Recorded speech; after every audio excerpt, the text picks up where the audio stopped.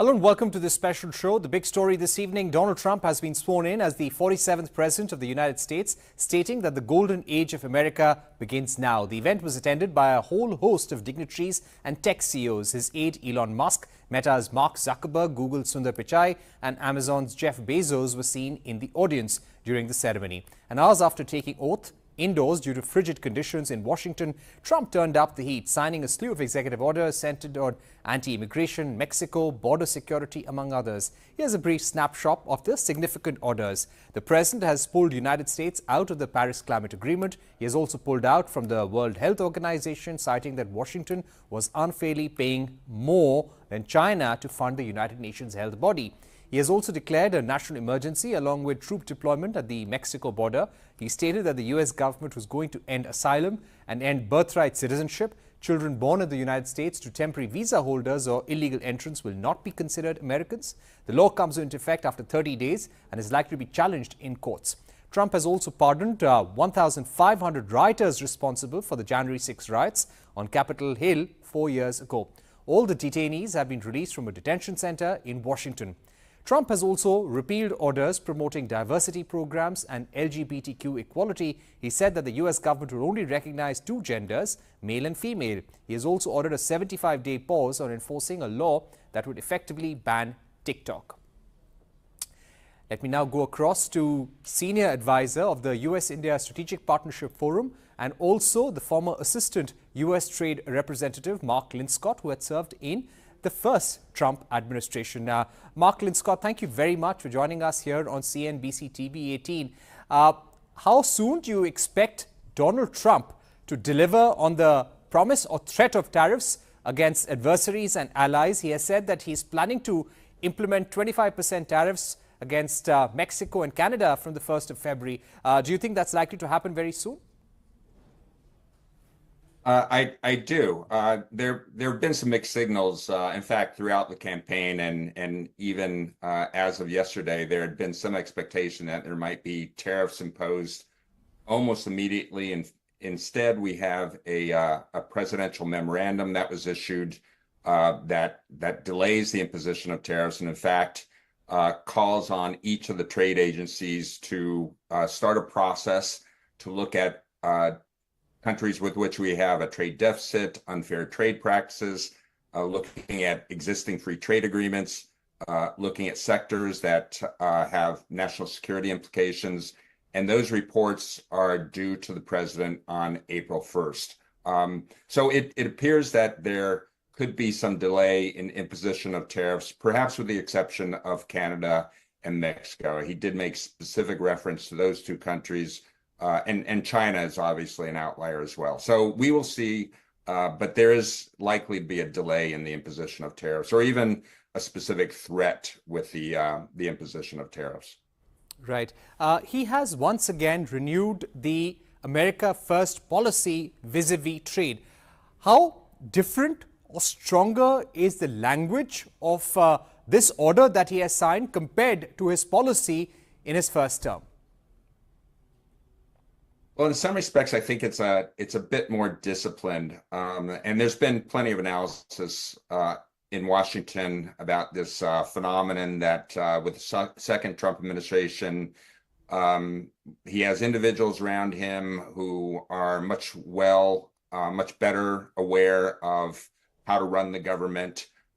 So I think that the message is it's a comprehensive one. It is one that suggests that there will be somewhat of a deliberative process to look at specific threats, specific areas of concern, specific countries of concern, whereas last time it was all about China and then collateral damage in terms of other countries. And you are well aware of the negotiation we had with respect to GSP, U.S. and India. This time around, I think it's going to be a bit more comprehensive, but hopefully a bit better thought out in terms of its execution. Right. So when you spoke about India, yes, the Indian demand has been restoration of GSP benefits. What's his approach going to be with regard to India? Because there is a feeling that when it comes to the IT sector when it comes to textiles. We are possibly going to see higher tariffs. What is your take? Well, centrally, my take is that there's a strong desire among many in the Trump administration, or many of those who we expect to have cabinet level positions once they are confirmed by the Senate, that it's desirable to have a trade agreement with India. And that was true in the first Trump administration. And I think it's been reinforced ever since, that it's important for the U.S. and India to have a bilateral trade relationship. It could take a number of different forms. It could be a mini trade deal involving a few sectors, a few tariffs. It could be something more substantial along the lines of the GSP negotiation in the first Trump administration. It could be an FTA, which is totally comprehensive. I think it will not be a mini trade deal. I don't think it will be an FTA. I think it will be something in between, in fact, a little more substantial than the GSP deal. But I think the prospects are really good for that. There may be the threat of tariffs. I think that's likely. But in fact, that gives impetus for the two sides to get together and negotiate a first ever trade deal between themselves. Right. You said that there's something going to be a little more comprehensive than a mini trade deal, something that goes beyond just GSP benefits, but something lesser than an FTA. What could that possibly be? And what are some of the goods or product lines where the U.S. would want beneficial access? Yeah, I think that, well, there was a precedent in the first Trump administration, not involving India. It was the U.S. Japan trade agreement. It did involve a number of different sectors. It involved tariff cuts on both sides, but it was not categorized as a free trade agreement. It was not put before the Congress to be approved as an FTA. It was not notified to the World Trade Organization. That could be a very interesting model for the U.S.-India trade relationship. In fact, former Ambassador Ken Juster and I have a piece coming out in Foreign Policy in the next day or so, and we cite this example, the U.S.-Japan agreement, as a good model. Sectors, they could be wide-ranging, certainly agriculture, certainly the ICT sector. Services were left out of the last negotiation in the first Trump administration. I think services will be brought into the picture. And there could be a lot of work together, maybe even cooperative work on supply chains, high-tech cooperation. So, I think there's a lot that could be on the table. I just don't think they will be negotiating a free trade agreement, at least not initially. Not initially. So you expect them to be busier with domestic policies and probably target countries with whom they have the highest trade deficit. So you expect the beginnings to start from China, for that matter? Certainly China. China's target number one. Although Canada and Mexico are kind of vying in that competition, that unwanted competition in terms of the most significant targets. I think India is a priority, a very high priority, not necessarily so much because of the trade deficit. There is a trade deficit between the U.S. and India on both goods and services, but it's not as substantial as trade deficits with many other countries. But President Trump has frequently in the past identified India as a country with very high tariffs. And he's referenced this notion of reciprocal tariffs. So I think India will be a target and will be a high priority and an early priority for a trade negotiation. I'm quite confident in that. And I hope that's the case. I think it's time for the two sides to get together and negotiate again on trade. Right. I would also like to ask you about the importance of Elon Musk working with Donald Trump very closely. Now, Elon Musk is someone who's always been highlighting high tariffs on automobiles in India. For example, if we import fully built cars into India, they attract a duty of almost 100% or 110%. Elon Musk has gone on to Twitter in the last few years saying that he's always been considering venturing into India, but the duties are very high and they need to come down to maybe 30%, 40%. Recently, the Indian government did agree to give a duty concession in return for a $500 million investment commitment to manufacture in India. There was some conversation about Elon Musk coming to India, applying for that policy, but then he had his quarterly results, and we heard after a few days he went to China, and we never heard about what happened ever since. The Indian government has been trying to reach out to Elon Musk, we believe, but there has been no word on his plans to invest in India or set up manufacturing. Do you expect, Mark Linscott, that Elon Musk could now make overtures to India about getting in, possibly with a better trade deal, better customs duty deal for him? Yes, in fact, this is the question on everybody's mind.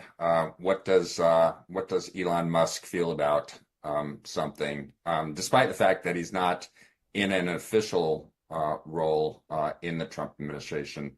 That, you know, it's territory I'm very cautious about going into. It's highly speculative. There have been some assessments that Musk is more likely to be, at least initially, focused on domestic policies as opposed to international and trade policies. I think it's safe to say that that Musk is likely to be a friend of India, just as President Trump is a friend of India and will be an advocate for a closer trade relationship and even negotiation of a trade agreement. With respect to tariffs and automobiles, in fact, this is almost exhibit number one. The president has referred to it over and over again over many years. The difference in tariffs on automobiles. He used to highlight motorcycles between India and the United States. So even regardless of Elon Musk being in the picture, I think that automobile tariffs would be on the table, at least something that the U.S. side is pressing as an example of where there is non-reciprocity with respect to our tariffs. Right. So it could be a part of any kind of trade agreement between the two leaders as well. Now, talking about his threat to BRICS nations, saying that if you try and replace your own currency and do not use the dollar, then we could impose 100% tariffs on you. Do you think this would be the right way forward? And can Trump deliver on such a threat? Well, first of all, I mean, the dollar remains dominant in international transactions. And, you know, the BRICS nations really, I mean, there's been talk of this. The BRICS nations for years have talked about a variety of ambitions, but in the end, they aren't highly organized in terms of aligning policies. You know, and we also had the situation in which President Trump, during the campaign, said a lot of things about his plans on day one with respect to trade and imposing tariffs. Many of these comments were contradictory. I don't know that the BRICS are an immediate, as a group, and with respect to currency issues, is an immediate focus. I think that certainly in the context of India, the impetus is going to be more on the bilateral side than as part of the grouping of BRICS nations. But we'll see. I mean, every day brings new developments and new surprises, and trade is features in many of those conversations. Right. You know, we were speaking to Mr. Aghi, Mukesh Aghi, the president of USISPF yesterday, and he said that India must emphasize on the fact that Indian companies invested around $40 billion in the United States in 2023, created 500,000 jobs. So it's not like the Indian companies, the Indian industry is not creating investments and jobs in the United States. How do you think we can clinch a strong relationship with the Trump administration? There's been a lot of good work that happened in Trump 1.0, in the Biden administration, with ISET. How can we continue that work and make sure that the relationship does not get derailed? It's a really good question. It's a bit of a conundrum. I remain highly optimistic that the relationship, the bilateral relationship, is going to be a strong one in the Trump administration and will in fact grow in strength, both on the strategic sides and the economic side. And I think it's really good that Mukesh, a close colleague, he's head of USISPF. I think it's important that Mukesh highlights the value of Indian investment in the U.S. market and the growth trajectory of that. With respect to much of what we saw in the Biden administration, we'll see changes. ISET involves a number of different sectors, bilateral cooperation from AI to quantum computing to biotech, critical minerals. I think this cooperation will continue. It's likely to be rebranded and maybe renamed. It's no longer ISET, it's something else. Some of the priorities may be rejiggered. I think that's likely. But I think these will continue to be priorities on both sides. Certainly I think it's important that India and government officials highlight the value of Indian investment in the United States. That's a big issue for President Trump. I think they can highlight expectations to purchase energy from the United States, LNG, oil. There are plenty of opportunities there with potential impacts on the trade deficit. In fact, these issues were on the table during the first Trump administration, during the GSP deal. So I think that there's much that can be done so that it's not confrontational. In fact, it's collaborative, but it will require hard negotiations. There's no doubt about that. All right. My final question would be about EV mandates of the Biden administration.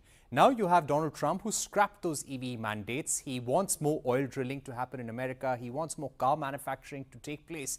A lot of the decision making by Trump on the economic front, while it may be considered to be good for America, but it may not be good news for the rest of the world. Do you feel that some of his policies, including scrapping these electric vehicle mandates, could hurt the US companies and also maybe the global economy? Well, ultimately, and those mandates that are being scrapped involve, in fact, legislation that was passed during the Biden administration, the Inflation Reduction Act, subsidies associated with that, domestic content requirements associated with that. Scrapping that mandate or those mandates, and it's not clear how that's done legally, does not mean that U.S. manufacturers stop focusing or prioritizing development of EVs and looking globally in terms of markets with respect to EVs. So I think that there will still be that kind of manufacturing in the United States. It will grow, even if there is no endorsement from the Trump administration to technologies like that. Right. Thank you so much, Mark Linscott, for joining us, giving us your overview of Trump 2.0 policies and how that could impact India as well. Some very important recommendations for you on how India should approach Donald Trump and the second Trump administration, and how having a trade deal with India is going to be an early priority for the Trump administration as well. Thank you once again for being with us. Thank you so much, Parikshit. It's been a real pleasure. Thank you. Thank you so much for joining us, sir.